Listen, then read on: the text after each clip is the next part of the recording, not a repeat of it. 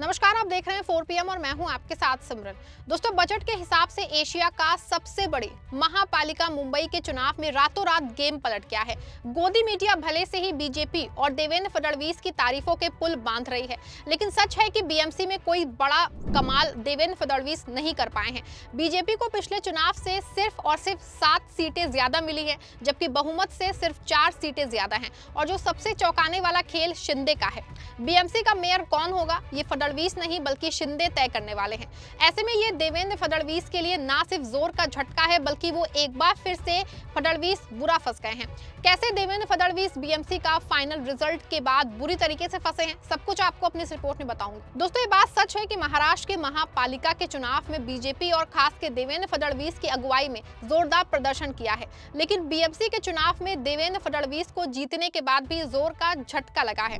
BMC सहित महाराष्ट्र की 29 नगर निगमों के नतीजे अब साफ हो चुके हैं, जहां बीजेपी और शिवसेना एकनाथ शिंदे की महायुति ने राज्य की 29 में से 25 नगर पालिकाओं में प्रचंड जीत हासिल की है। वहीं बीएमसी चुनाव में महायुति ने कुल 227 में से 118 सीटें अपने नाम कर लिए हैं। बीएमसी चुनाव में कांग्रेस को अप्रत्याशित वोट मिले हैं। किसी ने भी कल्पना नहीं की होगी कि बीएमसी में कांग्रेस चौथी बड़ी पार्टी बनेगी। वहीं उद्धव और राज ठाकरे ने सीटें कम हो जाने के बाद भी अपनी चुप्पी तोड़ते हुए मराठी मानुष की लड़ाई जारी करने की बात रखी है। आपको बता दें कि कल जब रुझान आने शुरू हुए तो लगा कि बीजेपी और शिवसेना शिंदे गुट एक तरफा जीत जाएगा, लेकिन शाम होते होते पूरा गेम पलट गया। जहां पहले ये माना जा रहा था कि बीएमसी में बीजेपी के नेतृत्व में महायुति बहुत बड़ी जीत हासिल कर लेगी, लेकिन अंतिम नतीजों में उसे बहुमत से केवल 4 सीटें ज्यादा मिली हैं। इसमें बीजेपी ने 89 जबकि शिवसेना ने 29 सीटें मिली हैं। मुंबई नगर निगम चुनाव में 24 सीटें जीत के कांग्रेस चौथी बड़ी पार्टी बनी है। आपको बता दें कि उद्धव ठाकरे में मराठी मानुष का नारा देके चुनाव लड़ा था, और अगर वो सामान्य रूप से चुनाव लड़ते तो उनको ज्यादा फायदा होता। दावा तो यहाँ तक किया जा रहा है कि मराठी मानुष के नारे के बावजूद उत्तर भारतीयों, खास तौर से मुस्लिम समुदाय के लोगों ने शिवसेना उद्धव को वोट दिया है, और उन इलाकों में जहां गुजराती और वहां बीजेपी को बड़ा फायदा हुआ है। इनका जो माफिया कॉन्ट्रैक्टर जिसने कोविड को भी नहीं छोड़ा, उनको बरोबर सबक सिखाया गया है। हम मराठी मुंबई ये कभी मुस्लिम मुंबई होने नहीं देंगे। अभी पूरा हिंदुस्तान नहीं, दुनिया संजय राउत पे हंस रही है। जो संजय राउत उद्धव ठाकरे को जो वोट मिले हैं ना, उसमें 33% वोट ये मियां भाई के बांग्लादेशी है। और इसके लिए अब अगले चुनाव में तो आज इस बार राज ठाकरे का अस्तित्व समाप्त हो रहा है। नेक्स्ट इलेक्शन में उद्धव ठाकरे सेना का भी समाप्त होगा। हाँ, तो ये भी जा रहा है कि अगर उद्धव ठाकरे ने भाई राज के साथ हाथ मिलाने की जगह कांग्रेस के साथ हाथ ही मिला के बीएमसी चुनाव लड़ा होता तो नतीजे कुछ और होते। उद्धव की शिवसेना बीएमसी में 66 सीटें मिली हैं, और वो बीजेपी के बाद दूसरी सबसे बड़ी पार्टी बनके उभरी। वहीं राज ठाकरे की महाराष्ट्र नवनिर्माण सेना महज 6 सीटों पे सिमट गई। बीएमसी चुनाव में एआईएमआईएम ने भी 6 सीटें अपने नाम की हैं। दावा किया जा रहा है कि ओवैसी की पार्टी ने मुस्लिम वोटों में बिखराव के हालात पैदा कर दिए, जिसका सीधा फायदा बीजेपी को हुआ। लेकिन अब पूरा गेम पलट चुका है, क्योंकि अगर महायुति को अपने बीएमसी में अपना मेयर चुनना है तो सिर्फ एकनाथ शिंदे को साथ रखना होगा। इस तरह मुंबई के मेयर पद के चुनाव में अब शिंदे सेना की भूमिका भी अहम हो गई है। खबर है कि मुख्यमंत्री एकनाथ शिंदे ने मेयर पद पे दावा ठोक दिया है। वहीं महाराष्ट्र के मुख्यमंत्री देवेंद्र फडणवीस ने साफ कहा है कि मुंबई का मेयर मराठी, हिंदू और महायुति से होगा। हालांकि अभी पेच फंसा हुआ है और इंतजार शिंदे के बयान का हो रहा है। हालांकि शिंदे की बीएमसी के चुनाव में नैतिक हार हुई है, क्योंकि वो हमेशा से दावा करते रहे हैं कि वो बाला साहेब के असली वारिस हैं और वो बाला साहेब के दिखाए रास्ते पे चल रहे हैं। लेकिन जो बाला साहेब का सबसे बड़ा गढ़ था, वही शिंदे की पार्टी की हार उनको सवालों के घेरे में खड़ा करती है। हालांकि अगर दूसरी ओर देखा जाए तो उद्धव ठाकरे ने खुद को बहुत हद तक बीएमसी के चुनाव में साबित किया है। बीजेपी ने सबसे पहले शिवसेना को 2 फाड़ किया गया। एकनाथ शिंदे के जरिए पार्टी का नाम भी छीन लिया गया, और वो धनुष बाण भी जो बाला साहेब की पहचान था। बीजेपी का गणित सीधा था कि बिना नाम और बिना चुनाव चिन्ह के उद्धव ठाकरे बेबस हो जाएंगे। यहाँ तक कि फडणवीस ने चुनाव प्रचार में बीजेपी ने अपनी पूरी मशीनरी लगा दी। साम दाम दंड भेद की नीति अपनाई गई। पैसा पानी की तरह बहाया गया। हर उस वॉल्ट पे ध्यान दिया गया जहां ठाकरे की पकड़ मजबूत थी। विपक्षी प्रत्याशियों को तोड़ने और मोड़ने के लिए हर हथकंडा अपनाया गया। फडणवीस का लक्ष्य बड़ा था कि उद्धव ठाकरे की विरासत को जड़ से मिटा देगा, लेकिन जब नतीजे आए तो क्या फडणवीस वो कर पाए जिसका उन्होंने दावा किया था? बता दें आपको, साल 2017 में जब बीजेपी ने शिवसेना के खिलाफ लड़के अपनी ताकत दिखाई थी तब उन्होंने 82 सीटें मिली थी, और अब 2026 में जब उनके पास राज्य की सत्ता है, केंद्र का समर्थन है, शिवसेना का नाम और सिंबल उनके पाले में है और उद्धव की सेना कमजोर हो चुकी है, तब बीजेपी को मिली सिर्फ और सिर्फ 89 सीटें। यानी इतना सब कुछ करने के बाद, शिवसेना को तोड़ने के बाद, हजारों करोड़ के प्रोजेक्ट की घोषणा करने के बाद भी बीजेपी सिर्फ 7 सीटों का ही इजाफा कर पाई। यह आंकड़ा फडणवीस के लिए किसी गच्चे से कम नहीं है।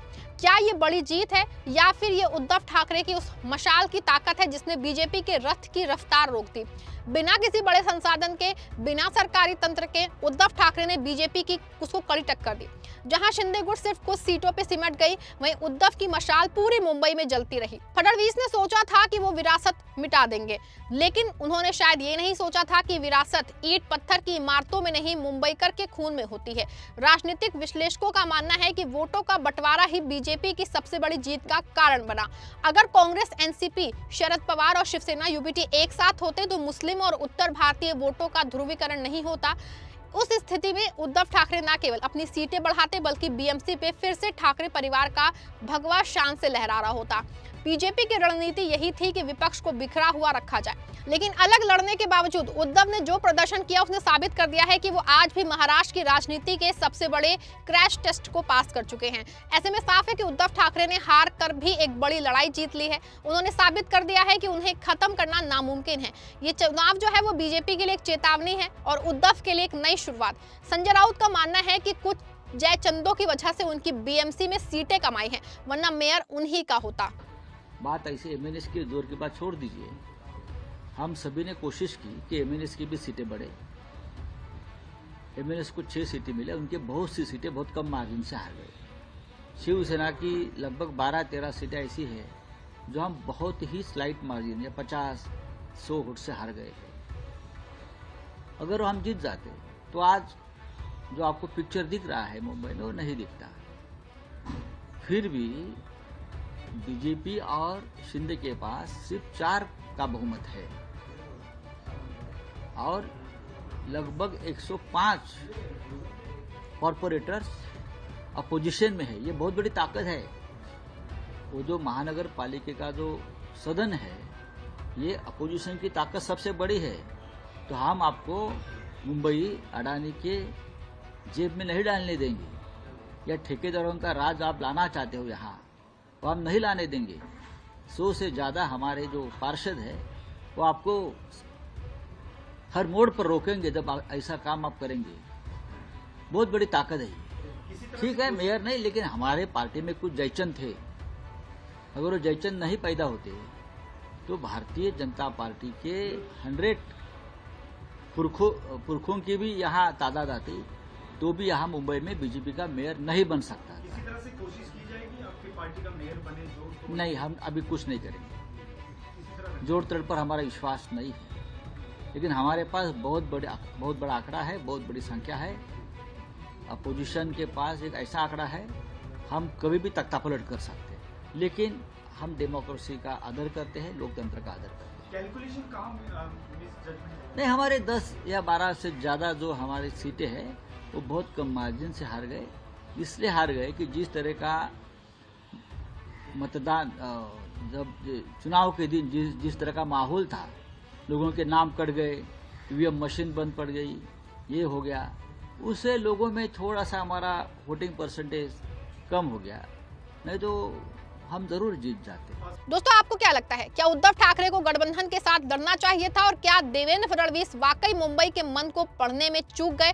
आप जो भी सोचते हैं अपनी राय कमेंट में लिखिए। वीडियो को लाइक करिए, शेयर करिएगा। धन्यवाद।